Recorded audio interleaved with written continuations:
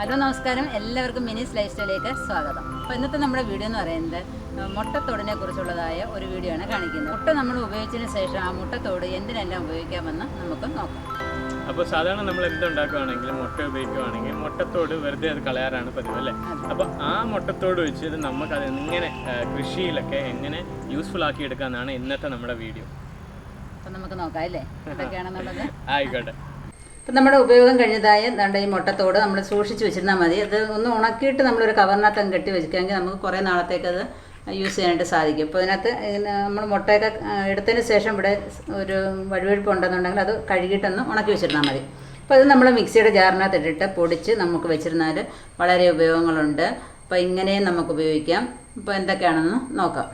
അപ്പോൾ നമ്മൾ മിക്സിയുടെ ജാറിനകത്തിട്ട് പൊടിക്കുമ്പോൾ മിക്സിയുടെ ബ്ലേഡിന് നല്ലൊരു മൂർച്ച കിട്ടും. പിന്നെ ഒന്നാമത്തെ കാര്യം എന്ന് പറഞ്ഞാൽ ഇത് കാൽസ്യത്തിൻ്റെ ഉറവിടമാണ്, കലവറയാണ്. ഇത് നമ്മുടെ കുമ്മായം ഉപയോഗിക്കുന്നത് പോലെ തന്നെ നമുക്ക് ഇതും മണ്ണിനകത്ത് ഒരു സ്പൂൺ അല്ലെങ്കിൽ 2 സ്പൂൺ ഇട്ടിട്ട് നമുക്കിത് കൃഷി ചെയ്യാനായിട്ട് സാധിക്കും. മണ്ണിന്റെ കാൽഷ്യം ഒക്കെ കൂടാൻ വേണ്ടി നല്ലതാണ്. അതുപോലെ തന്നെ ചെടികൾക്ക് നല്ലതാണ് കാൽഷ്യം കിട്ടുന്നത്. പിന്നെന്ന് വെച്ചാൽ ഇത് മുട്ടത്തോടും പഴത്തൊലിയും ഉള്ളിത്തോലും ചായച്ചണ്ടിയും കൂടെ നമ്മൾ മിക്സിയിലിട്ട് അരച്ചിട്ട് കഞ്ഞിവെള്ളത്തിനകത്താക്കി നമ്മൾ ചെടികളുടെ ഒക്കെ ചുവട്ടിൽ കൊണ്ടൊഴിച്ചാൽ നല്ല വളർച്ച ഉണ്ടാവുമെന്ന് നമ്മൾ കഴിഞ്ഞ വീഡിയോയിൽ പറഞ്ഞിട്ടുണ്ടായിരുന്നു. ആ വീഡിയോ നിങ്ങൾ കണ്ടു കാണുമല്ലോ. അപ്പോൾ ഒന്നുകൂടെ ഒന്ന് കണ്ടു നോക്കിക്കോളൂ. ഇങ്ങനെയാണത് ചെയ്യുന്നത്. അപ്പം 3 ഉള്ളിയുടെ തൊലിയുണ്ട്, പിന്നെ അത്യാവശ്യം വെളുത്തുള്ളിയുടെ തൊലിയുണ്ട്, പിന്നെ ഇച്ചിരി കുമ്പളത്തിൻ്റെ തൊലിയുണ്ട്. ആയിക്കോട്ടെ. പിന്നെ നമുക്ക് 2 സ്പൂൺ തേയിലക്കൊന്തും കൂടെ അതിനകത്തിടാം. ഇതെല്ലാം ഒരു കവറിനകത്തിട്ട് അല്ലെങ്കിൽ ടിന്നിനകത്തിട്ട് അടച്ചു വെച്ചിരുന്നാൽ നമുക്കത് ആവശ്യാനുസരണം ഉപയോഗിക്കാനായിട്ട് സാധിക്കും. അതുപോലെ 2 മുട്ടത്തോടെടുക്കാം. 2ഓ 3ഓ ആയാലും കുഴപ്പമൊന്നുമില്ല കേട്ടോ. നമ്മളതിനനുസരിച്ച് ചെടികളുടെ അളവിനനുസരിച്ച് നമ്മൾ ഓരോ സാധനങ്ങൾ എടുക്കുക. അപ്പോൾ ഓരോ ദിവസത്തെയും വേസ്റ്റുകൾ നമ്മൾ അല്ലെങ്കിൽ ഒരു ദിവസമോ അല്ലോ 2 ദിവസമോ എടുത്ത് വെച്ചിട്ട് അത് ഇങ്ങനെ ചെയ്താൽ വളരെയധികം ഗുണം നമ്മുടെ ചെടികൾക്ക് കിട്ടുന്നതായിരിക്കും. അപ്പോൾ ഇത് ഞാനിപ്പോൾ എടുത്തിരിക്കുന്നത് ഏത്തയ്ക്കയാണ്. ഏത്തയ്ക്ക കിട്ടാത്തവർ കാണുമല്ലോ, ഫ്ലാറ്റിലൊക്കെ താമസിക്കുന്നവർക്കൊന്നും ദൂരെ താമസിക്കുന്നവർക്കൊക്കെ ചിലപ്പോൾ ഏത്തയ്ക്ക കിട്ടിയില്ലെന്ന് വരും.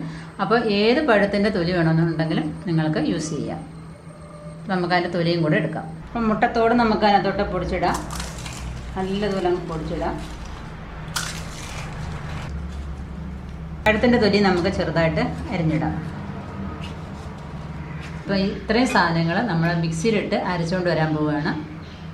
അപ്പോൾ നമ്മുടെ വീട്ടിൽ 3 ജാറൊക്കെ ഉള്ള മിക്സിയൊക്കെ കാണുമല്ലോ. അപ്പോൾ ഒരു ജാറ് ചിലപ്പം വെറുതെ ഇരിക്കുന്നതായിരിക്കും. അപ്പോൾ അത് നമുക്ക് വേണമെന്നുണ്ടെങ്കിൽ യൂസ് ചെയ്യാം. അപ്പോൾ അങ്ങനെ ബുദ്ധിമുട്ടുള്ളവർ ഈ വേസ്റ്റ് നമ്മൾ തിളപ്പിച്ചിട്ട് അരച്ചിട്ട് തലേന്ന് തിളപ്പിച്ചിട്ട് പിറ്റേന്ന് രാവിലെ ആകുമ്പോൾ നല്ലതുപോലെ പിഴിഞ്ഞിട്ട് യൂസ് ചെയ്താലും മതി. അപ്പോൾ ഇത് ഞാനിപ്പോൾ മിക്സിക്കകത്ത് നല്ലതുപോലെ ഒന്ന് അടിക്കാൻ പോവാണ്. കുറച്ച് വെള്ളം ഒഴിച്ച് വേണം ആദ്യം അടിക്കാനായിട്ട്, എനിക്ക് തെറിച്ച് പോകാനായിട്ട് സാധ്യതയുണ്ട്. അപ്പം കണ്ടില്ലേ, നമ്മൾ അടിച്ചു കൊണ്ടുവന്നപ്പോൾ നല്ല ഒന്നാന്തരം ഒരു ജൈവ വളമായിട്ട് മാറിക്കഴിഞ്ഞു.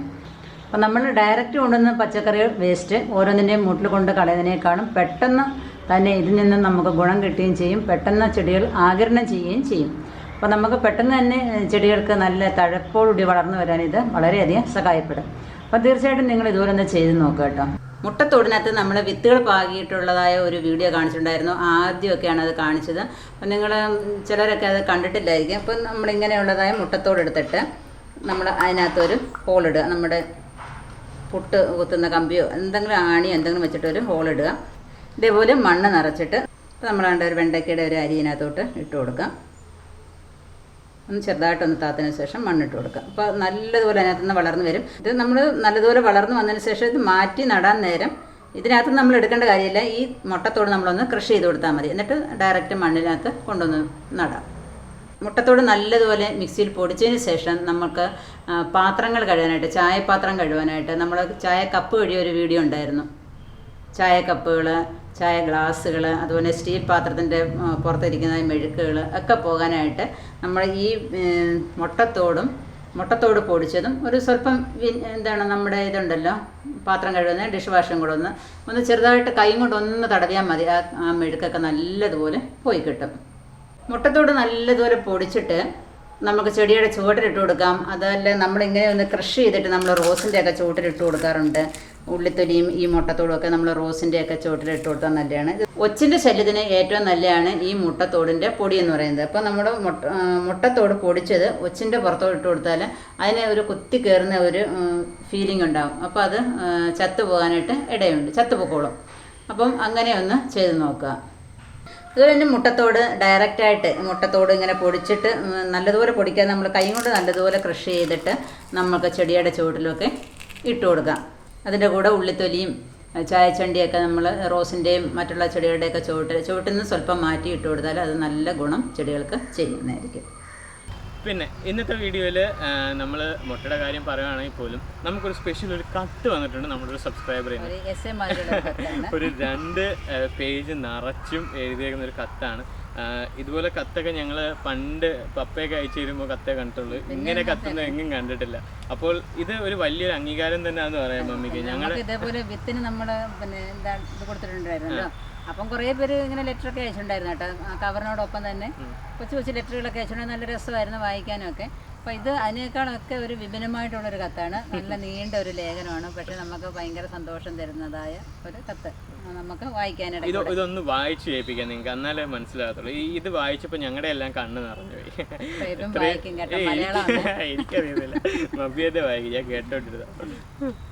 എത്രയും സ്നേഹം നിറഞ്ഞ മിനി ചേച്ചിക്ക്. ഇപ്പോൾ എഴുതുന്ന ആരെന്ന് വെച്ചാൽ എൻ്റെ പേര് ട്രീസ. ഞാൻ കോട്ടയം ജില്ലയിലെ കടത്തുരുത്തി എന്ന സ്ഥലത്ത് നിന്നാണ്. എൻ്റെ ഓർമ്മയിൽ ഞാൻ അവസാനമായ ലെറ്റർ എഴുതുന്നത് 2004 ആണ്. നീണ്ട 16 വർഷങ്ങൾക്ക് ശേഷം ഒരു ലെറ്റർ എഴുതാൻ എനിക്ക് തോന്നിയെങ്കിൽ അതിൻ്റെ കാരണം ചേച്ചിയോടുള്ള ബഹുമാനവും സ്നേഹവും കൊണ്ട് തന്നെയാണ്. ലോക്ക്ഡൗൺ കാലത്ത് ഞാൻ ആദ്യമായി ചേച്ചിയുടെ യൂട്യൂബ് ചാനലിലെ വീഡിയോസ് കാണുന്നത്.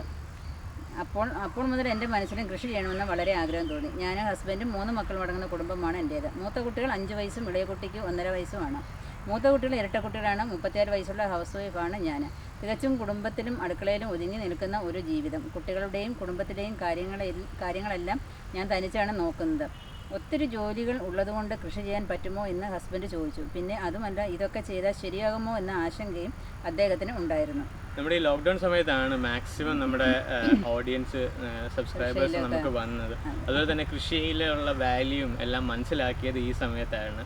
അപ്പോൾ അതുകൊണ്ട് തന്നെ നമുക്ക് കുറേ പേർക്ക് മമ്മിയുടെ വീഡിയോസ് കണ്ട് വീട്ടിൽ കൃഷി ചെയ്യുന്നു. ഇതുപോലെ കുറേ ആൻറ്റിമാര്, ചേച്ചിമാര്, ചേട്ടന്മാര് എല്ലാവരും കൃഷി തുടങ്ങിയെന്നുണ്ട് കുറേ മെസ്സേജ് വന്നു. പക്ഷെ ഇത് ഇച്ചിരി കൂടി ഡിഫറെൻ്റ് ആയിട്ടോ. നോക്കാം. പക്ഷേ എന്ത് വന്നാലും ആകട്ടെ എന്ന് വിചാരിച്ച ചേച്ചിയുടെ എല്ലാ വീഡിയോസും രാത്രി കുട്ടികളെ ഉറക്കിക്കഴിഞ്ഞ് കാണുവാൻ തുടങ്ങി. കൃഷി ചെയ്യാൻ ആരംഭിച്ചു. ഞങ്ങളുടെ വീടിന് ചുറ്റും റബ്ബർ മരങ്ങളായതിനാൽ ഒട്ടും വെയിലില്ല. ആയതിനാൽ ടെറസിൽ ഗ്രോ ബാഗിൽ നടാമെന്ന് തന്നെ തീരുമാനിച്ചു. ചേച്ചി ടെറസിൽ കൃഷി ചെയ്തേക്കുന്നതൊക്കെ കണ്ടു പഠിച്ചു. ഹസ്ബൻഡ് ഗ്രോ ബാഗ് നിറയ്ക്കാൻ സഹായിച്ചു. അങ്ങനെ വെണ്ട, വഴുതന, തക്കാളി, ചീര, പയർ, പച്ചമുളക്, വെള്ളക്കാന്താരി, ഉണ്ടമുളക് എല്ലാം 5 ചുവട് വീതം നട്ടു. ചേച്ചി പറയുന്ന പോലെ എല്ലാം ചെയ്തു. എല്ലാം നന്നായി വളർന്നു. നിറയെ കായകൾ ഉണ്ടാവുന്നു. എൻ്റെ കുട്ടികളും ഒപ്പം വരും. എല്ലാ സഹായത്തിനും അവരെ കൊണ്ട് ഞാൻ ചെറിയ കാര്യങ്ങൾ ചെയ്യിക്കാൻ തുടങ്ങി. ഇപ്പോൾ അവർക്ക് അമ്മയുടെ കൃഷി എന്ന് പറഞ്ഞാൽ വളരെ ഉത്സാഹമാണ്. 5 വയസ്സേ ഉള്ളെന്ന് കണ്ടോണം. രാവിലെ കുട്ടികൾ എഴുന്നേൽക്കുന്നതിന് മുൻപായി ടെറസിൽ പോയി അതൊക്കെ കാണുമ്പോൾ അതിനെയൊക്കെ പരിചരിക്കുമ്പോൾ കിട്ടുന്ന ആ ഒരു സന്തോഷം പറഞ്ഞറിയിക്കാൻ വയ്യ ചേച്ചി.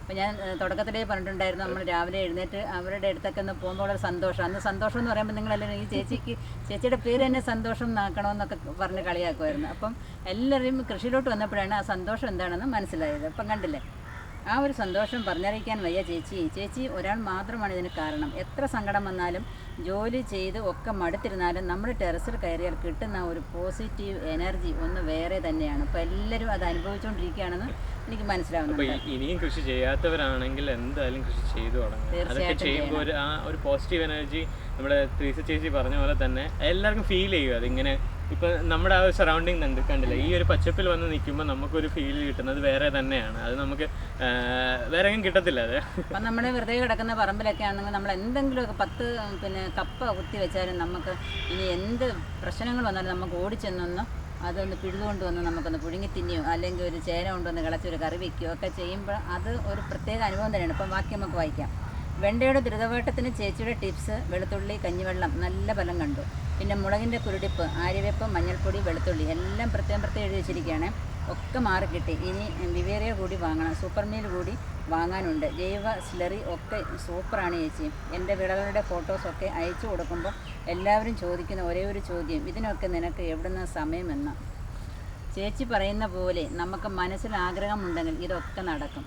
ഇല്ലാത്ത സമയം നമുക്ക് ഉണ്ടാക്കിയെടുക്കാനായിട്ട് സാധിക്കും. സത്യമാണ്, ഞാൻ തുടക്കം പോലെ പറയുന്നതാണ്. അപ്പോൾ നമുക്ക് മനസ്സുണ്ടെന്നുണ്ടെങ്കിൽ നമുക്കെല്ലാം ചെയ്യാനായിട്ട് സാധിക്കും. പിന്നെ കുറച്ച് ക്ഷമയും ഉണ്ടെന്നുണ്ടെങ്കിൽ എല്ലാം നമുക്ക് ഉണ്ടാക്കിയെടുക്കാനായിട്ട് സാധിക്കും. പലരും ചോദിക്കാറുണ്ടല്ലോ, മമ്മിക്ക് ഇത്രയും സമയം എങ്ങനെയാണ് കിട്ടുന്നത്? നമ്മുടെ day in my life video കണ്ടിട്ട് തന്നെ കുറേ പേര് പറഞ്ഞു, ചേച്ചി എങ്ങനെ മാനേജ് ചെയ്യുന്നു ഇതെല്ലാം മമ്മിയുടെ ഒരു എന്താ പറയുന്ന ഒരു ടാലൻറ്റ് തന്നെയാണെന്ന് പറയാം. എല്ലാം കറക്റ്റായിട്ട് പ്രോപ്പറായിട്ട് മമ്മി ചെയ്യും. എന്താണെന്ന് പറഞ്ഞാലും ഈ കാര്യങ്ങളെല്ലാം നമ്മൾ എൻ്റെ ആയാലും വേറെ ആയാലും നമ്മുടെ ചിന്നു മിന്നു ആട്ടിൻകുട്ടിയുടെ ആയാലും ബ്രൂണോയുടെ ആയാലും ഇവരുടെ എല്ലാം കാര്യങ്ങളും മമ്മി സമയത്തിന് നോക്കുന്നുണ്ട്. എല്ലാ സമയത്തിനും ചെയ്യുന്നത് ഒരു മുട്ടും ഞങ്ങൾക്ക് തോന്നിയിട്ടില്ല. അത് എനിക്ക് എൻ്റെ അമ്മ അന്ന് പറഞ്ഞതായ കാര്യമാണ്. നമ്മൾ സമയം നല്ലതുപോലെ യൂസ് ചെയ്യണം. എന്തെങ്കിലും ചെയ്തിട്ട് അവിടെ എന്തെങ്കിലും നിരങ്ങി കറങ്ങി അല്ലാതെ പിന്നെ എന്താണ് പെട്ടെന്ന് കാര്യങ്ങൾ ചെയ്യാൻ എൻ്റെ അമ്മ എപ്പോഴും പറഞ്ഞു തരുന്നത്. അങ്ങനെ നമ്മൾ പിന്നെ മടി പിടിച്ചിരിക്കാതെ നമ്മൾ ചെയ്യുന്ന കാര്യങ്ങൾ പെട്ടെന്ന് ചെയ്തിട്ട് എവിടെയെങ്കിലും പോയി ഇരിക്കുക, റെസ്റ്റ് ചെയ്യുക. അതാണ് എൻ്റെ അമ്മ പറഞ്ഞു തരുന്നത്. എൻ്റെ അമ്മ കുറേ കാര്യങ്ങൾ പറഞ്ഞു തരുന്നുണ്ട്. സത്യം പറഞ്ഞാൽ എനിക്കത് വളരെയധികം എൻ്റെ ജീവിതത്തിൽ വളരെയധികം ഞാൻ ഓരോ വീഡിയോയിലും പറയാം എൻ്റെ അമ്മ പറഞ്ഞു തന്നിട്ടുള്ള കാര്യങ്ങൾ. അത് എനിക്ക് ജീവിതത്തിൽ നല്ലതുപോലെ പ്രയോജനപ്പെടുകയും ചെയ്യുന്നുണ്ട്. അതിൻ്റേതായ ഒരു ഗുണവും എനിക്ക് കിട്ടിയിട്ടുണ്ട്. മമ്മിയുടെ മമ്മീന്ന് മമ്മിക്ക് കിട്ടി, മമ്മീന്ന് എനിക്കും കിട്ടുന്നു. അതിൻ്റെ കൂടെ നാട്ടുകാർക്ക് എല്ലാ ഞങ്ങളും പറഞ്ഞു കൊടുക്കും. പിന്നെ ഒരു കാര്യം, നമ്മുടെ ത്രീസ ചേച്ചി ഓരോ വീഡിയോ എടുത്ത് പറയുന്നത് കേട്ടപ്പോൾ തന്നെ ഞങ്ങളുടെ കണ്ണെന്ന് പറയുന്നത് എന്താണെന്ന് വെച്ച് കഴിഞ്ഞാൽ, നമ്മൾ കാണിക്കുന്ന ഓരോ കാര്യങ്ങളും ഓരോരുത്തരും അത് മനസ്സിലാക്കി എല്ലാം ചെയ്ത് മനസ്സിൽ വെക്കുന്നതെന്ന് അറിയുമ്പോൾ തന്നെ നമുക്കൊരു എന്തോ ഒരു സ്പെഷ്യൽ ഫീലിംഗ് ആണ്. എന്ന് വെച്ചാൽ നമ്മൾ പറയുന്ന ഓരോ കാര്യങ്ങളും ആൾക്കാർ ഇത്രയും നല്ലതായിട്ട് മനസ്സിലാക്കുന്നു, എല്ലാം പ്രാവർത്തികമാക്കിയിട്ട് അത് സക്സസ്ഫുൾ ആവുന്നെന്ന് അറിയുമ്പോൾ തന്നെ ഞങ്ങൾക്കൊരു സന്തോഷം അല്ലേ? അപ്പോൾ ട്രീസ് മാത്രമല്ല കേട്ടോ, കുറേ പേര് നമ്മൾ കമൻറ്റ് ബോക്സിൽ നിങ്ങൾക്ക് കാണുമ്പോൾ അറിയാം എന്തോരോ ലേഖനം മാതിരിയാണ് കമൻറ്റുകൾ വരുന്നത്. അത് തന്നെ, നമ്മുടെ കമൻറ്റ്സ് എല്ലാം ഒരു എസ്സേ മാതിരിയാണ് നിങ്ങളെല്ലാം അയക്കുന്നത്. അതൊക്കെ വായിക്കുമ്പോൾ ഞങ്ങളുടെ കണ്ണെന്ന് അറിയാറുണ്ട്. ഇത്രയും സ്നേഹം ഞങ്ങൾക്ക് വേണ്ടി തരുന്നു എന്നൊക്കെ അറിയുമ്പോൾ ഒരു സ്പെഷ്യൽ ഫീലിംഗ് തന്നെയാണ് കേട്ടോ. അപ്പോൾ എല്ലാവർക്കും വളരെ താങ്ക് യു. സ്പെഷ്യലി നമ്മുടെ ത്രീസ ചേച്ചിക്ക് ഇച്ചിരി ഉണ്ടെന്ന് തോന്നുന്നല്ലേ. അപ്പം നമ്മളെ തന്നെ പൊക്കുമല്ല കേട്ടോ, നിങ്ങൾ പറയുന്ന കാര്യങ്ങൾ പറഞ്ഞതേ ഉള്ളൂ. അപ്പം നിങ്ങൾക്ക് എല്ലാവർക്കും ഒരു പ്രചോദനം ആവാൻ വേണ്ടിയിട്ടാണ്. അപ്പോൾ ഇനിയും കുറച്ചും കൂടെ ഉണ്ട് കേട്ടോ, എന്ന് ക്ഷമിക്കണേ. അപ്പോൾ അതുകൂടെ ഒന്ന് വായിച്ചോട്ടെ. എൻ്റെ അമ്മയൊക്കെ എറണാകുളം ഫ്ലാറ്റിലാണ് താമസിക്കുന്നത്. അമ്മ അവിടെ ടെറസിൽ കൃഷി ചെയ്യുന്നുണ്ട്. ചേച്ചി പുതിയ വീഡിയോ ഇട്ടാൽ അമ്മ വിളിച്ച് ചോദിക്കും, മിനി പുതിയ വീഡിയോ ഇട്ടിട്ടുണ്ട് കണ്ടായിരുന്നോ എന്ന്.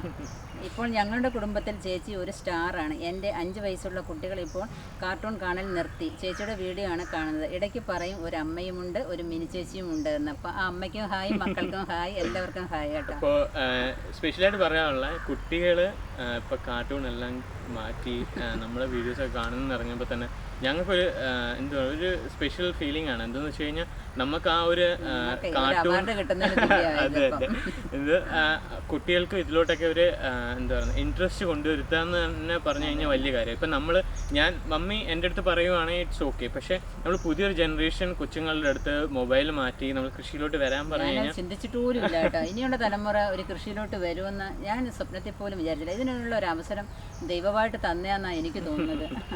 എന്ന് വെച്ചാൽ അവർക്ക് ആ മൊബൈലിലൊരു ഫണ്ണുണ്ട്. ആ ഫണ്ണ് ഇവിടോട്ട് വരുത്താൻ പറ്റിയത് തന്നെ ഞങ്ങളൊരു വലിയ അച്ചീവ്മെൻ്റ് ആയിട്ട് തന്നെ കരുതുന്നു.